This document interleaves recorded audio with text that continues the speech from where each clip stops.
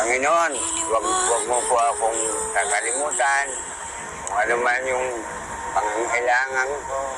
Liliwanag ang iyong buhay. Grabe ka naman. Ba't lumalayo ka sa akin? Kakain ka, Oh, ma'am? opo. Bakit po? Wala po akong pera. Di, ako. Kakain ikaw? Opo. Sige. Hala, bigyan mo na ako? Kung kakain ka, kain. O, hingi ka na lang ng sabaw. Ano yan? Sa'yo, Bigyan mo ako? bibigyan ka siya kain. O, sige. Bigyan mo ako pagkain. Opo, opo. Sige po. Akin to?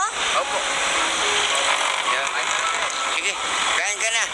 Samahan mo muna ako. Hindi na, kasi solo flight ako. Saan ka solo? Solo flight nga eh.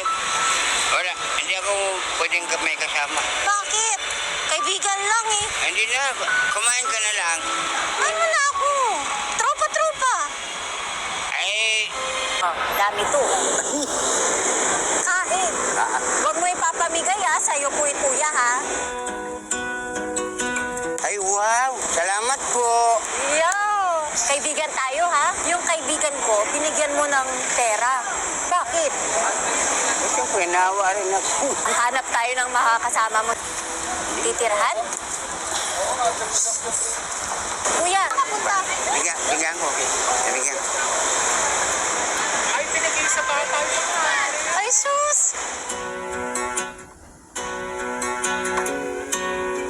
Naawa rin ba ako? Sa bata. Opo. White mo naman talaga. Bakit? Siyempre, nagugutom din. Ang hirap magutom, no? Mga kinakayang bawat pagsubok, may iba sumusuko at hinahayaan na lang kung saan sila dalhin ng tadhana. Para kay Kuya Jesus, gusto ko iparamdam sa kanya na habang may buhay, may pag-asa. Ang buhay natin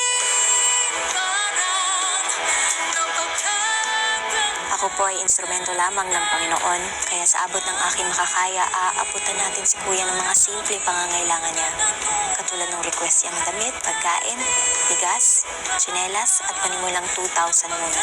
Ipapacheck up po natin siya, ipapagamot natin siya, bibigyan natin siya ng pag-asa.